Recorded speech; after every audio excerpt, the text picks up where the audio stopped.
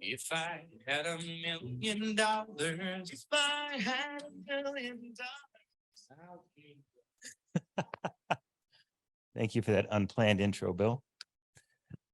Okay, I'm Gene Andrasco. I'm the father of Kylie, who's 22, and she has AHC. My wife and I have been involved in the organization since 2004, when we went to our first meeting in Boston, one of these family meetings.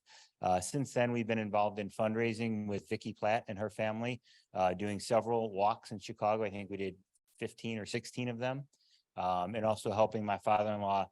He's coordinated 11 golf outings. I've been on the board since 2011 as the treasurer. And today I'm going to talk to you about a couple of things.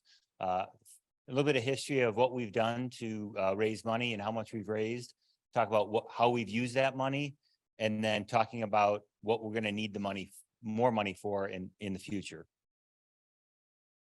Oh.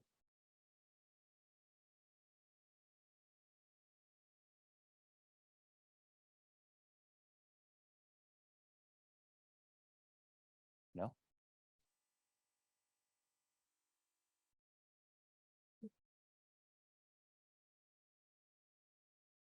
Hold, please.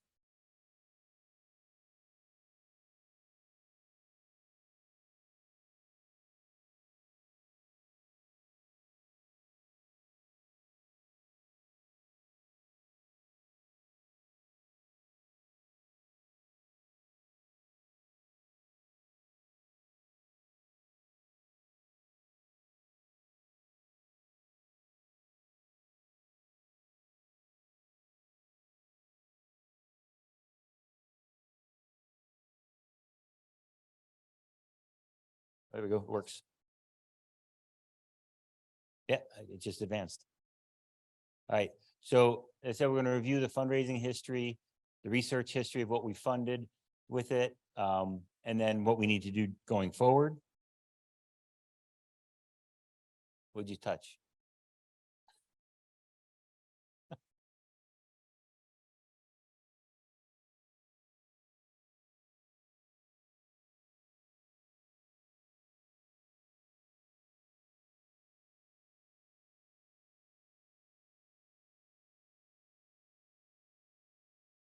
Yeah.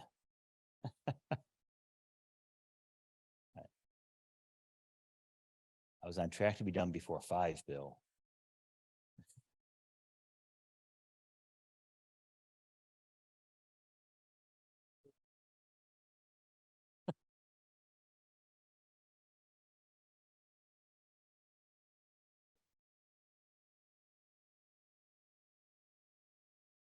Did I have a chart?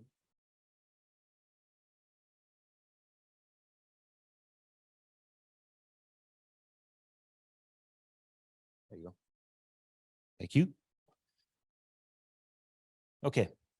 So over the last 14 years, here's some of the things we've accomplished. We raised $5.3 million in donations. We funded $3.2 million of research to find the cause and potential cure for AHC. We've provided financial support for medical. Bill. What? I didn't touch it.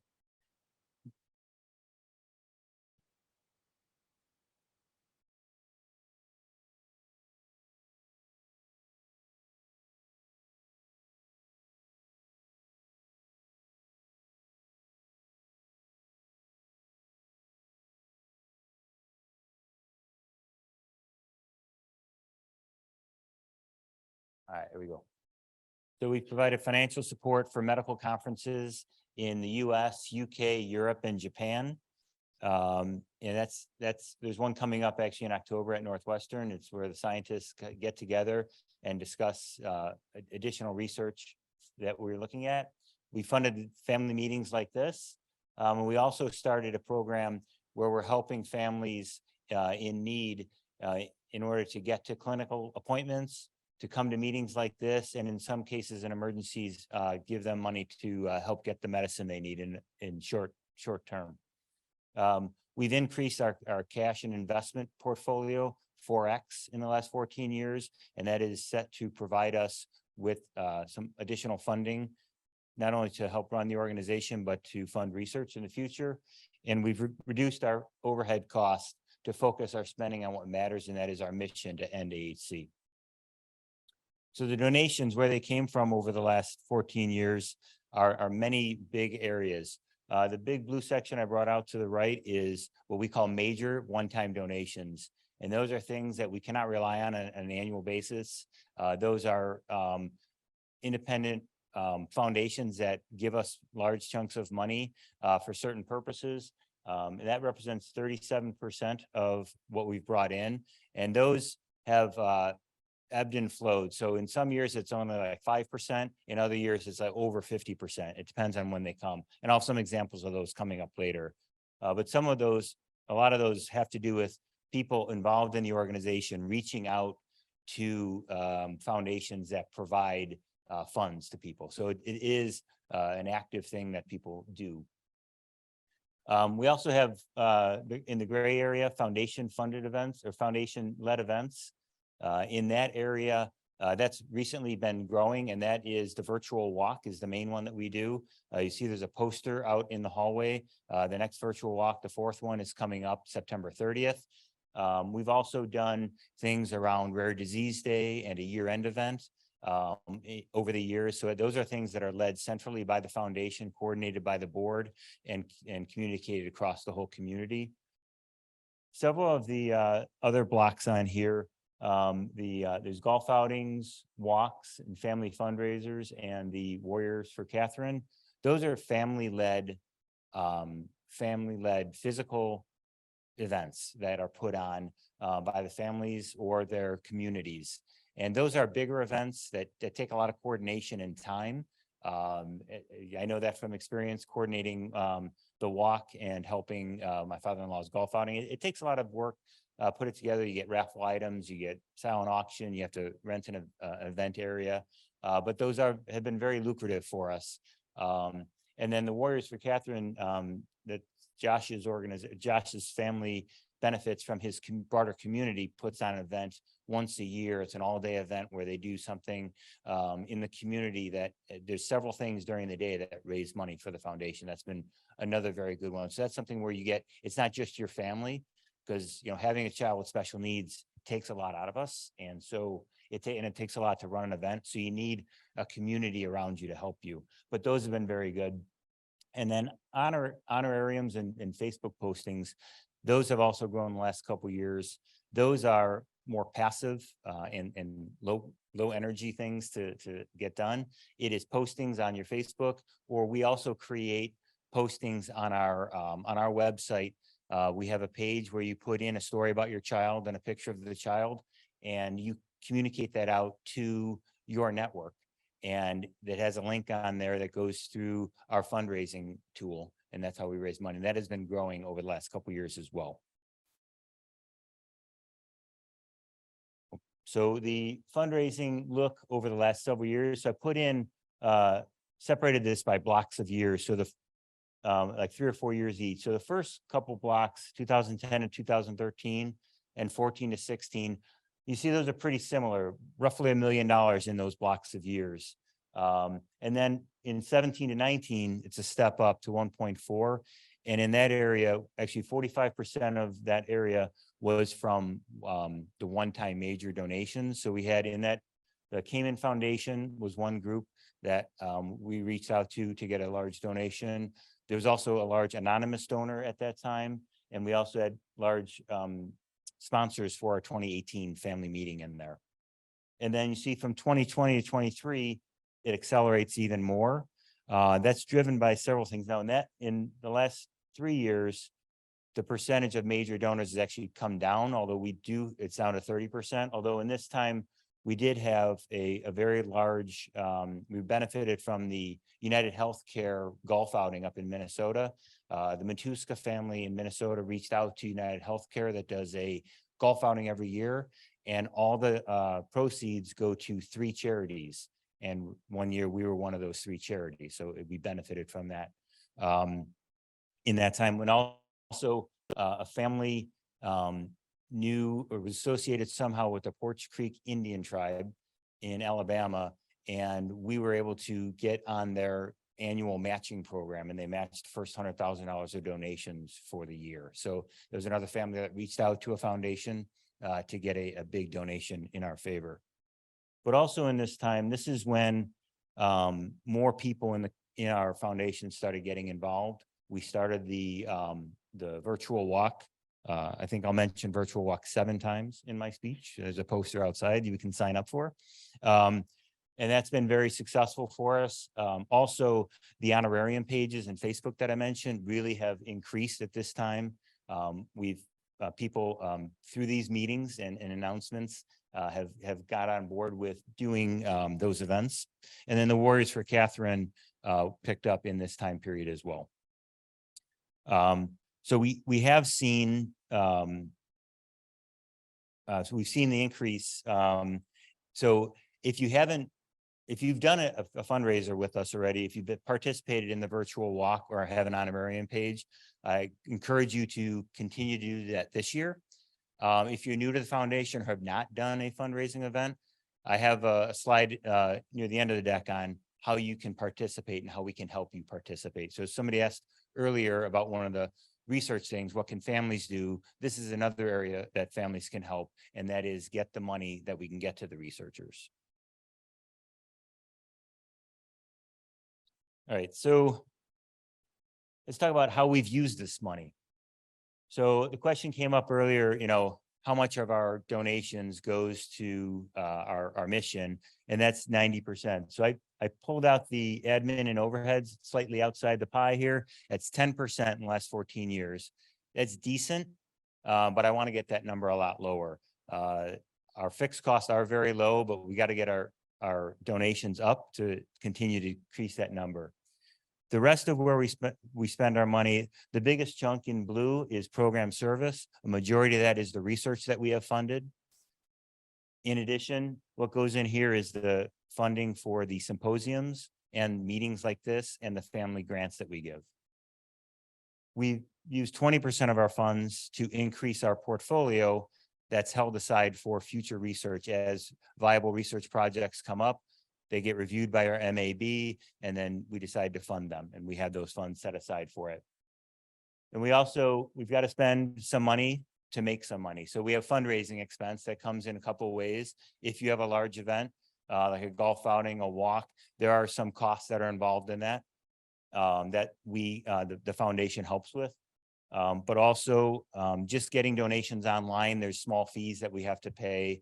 There's flyers and things that we print out. So we have to spend some money, but we've kept that pretty low. We are very efficient with that. And then we have education and awareness that we continue to put out. It is newsletters that we do. It's the website that we do. And then we've just recently refurbished our website. It will be introduced shortly, probably in the next month. And that's an investment that we've made to help increase the awareness to the community and make sure that we continue to stay on top of things.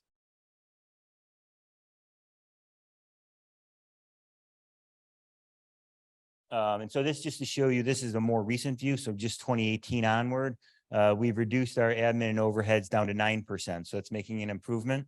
I want to continue to drive that down. One thing, there are measures of large foundations, and one of the things they look at is how efficient they are with their donations. There's been stories in the news over the years of how some larger foundations have a lot of waste and excess spending. We want to be known as one that is very lean and very efficient. As talked about earlier, we have a limited amount of funds, and there's a lot of research to be done. So we're going to drive this number as low as possible. So I mentioned that we funded $3.2 million over the past 14 years. And, we've seen some of the results already talked about today with Dr. George and Nina, and some of the things she talked about, the things that are ongoing and we're continuing to learn from and build upon. And, we've done a lot of this stuff over the last several years is really building the foundation for the work ahead. As a parent, we want to see a quick fix. We want to fund a big piece of research and it's going to find a cure. That's how I was thinking 10 years ago. But now I know it is a long journey. And as the researchers find something, they adjust and they learn and they find something else to study that will help us. And so it's going to be a long journey. What we've done so far has gotten results, which is good.